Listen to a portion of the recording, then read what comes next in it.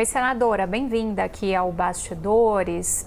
Queria ouvir da senhora como que foi esse bastidor, né, para pegar o nome aqui do nosso jornal, de tudo que aconteceu em torno dessas carreiras, né? Ontem eu e Tainá ainda trouxemos a apuração aqui de que tinha muitos magistrados que ainda estavam tentando empurrar uma mudança para depois do trânsito em julgado, ou seja, quando não tem mais recurso. E a gente tem um escárnio dessa situação, né?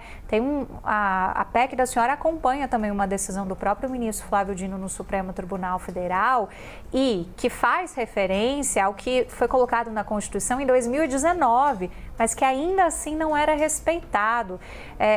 Eu queria fazer essa provocação assim de como que foi a atuação dessas carreiras e como que a senhora vê o caminho futuro dessa proposta para a gente entender se tem apelo para que o plenário resolva essa situação ainda neste semestre.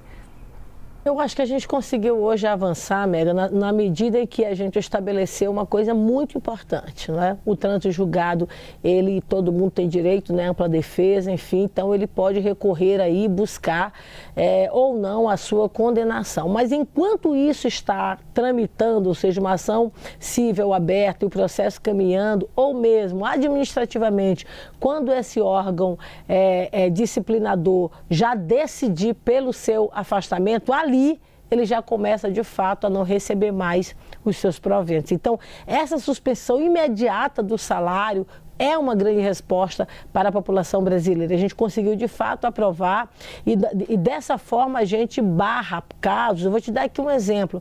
Nós tivemos um caso do Espírito Santo, por exemplo, onde a denúncia contra aquele magistrado era que ele teria mandado matar um colega, o assassinato de um colega. E levou-se 10 anos no julgamento dessa ação e enquanto isso a coisa caminhava, acabou havendo uma prescrição e ele sequer teve uma punição mais à altura. Qual foi o resultado? Uma aposentadoria compulsória, recebendo seu salário. Você ter uma ideia, você pode ter, por exemplo, como a legislação está posta até o presente momento, né? Um juiz que tenha 5, 6 anos de vida pública, digamos assim, que está na carreira do judiciário, se ele tem 5 anos, ele tem, portanto, 5 anos de contribuição, né, previdenciária. Mas se ele comete uma falta grave, se ele estupra, se ele mata, se ele faz qualquer uma outra coisa, sabe o que vai acontecer? Ele vai ficar em casa recebendo integralmente o seu salário. Então, veja que coisa absurda, que realmente é inaceitável. Então, com a proposta aprovada, com a PEC aprovada, o que vai acontecer? Se ele cometer um crime com 5, 6 anos de carreira no judiciário, ele é expulso da corporação e ele tem que completar de outra forma, ou em outro emprego, ou com outro tipo de contribuição, completar os seus 25 anos ou 30 anos de contribuição para poder ter direito à sua aposentadoria integral. Então, isso realmente é um avanço importante. O que a gente tinha no Brasil, o que a gente ainda tem no Brasil, porque a gente ainda não tem a promulgação da PEC, o que nós temos no Brasil, no meu entendimento, é um privilégio exacerbado para um poder. O parlamento tem uma forma de punição, né? Você é testado pela opinião pública. No executivo você tem um impeachment, não é? Os membros da Suprema Corte brasileira também tem um impeachment. Já para juízes e desembargadores, você não tem um elemento mais rigoroso, digamos assim, para aplicar no caso realmente de falta grave.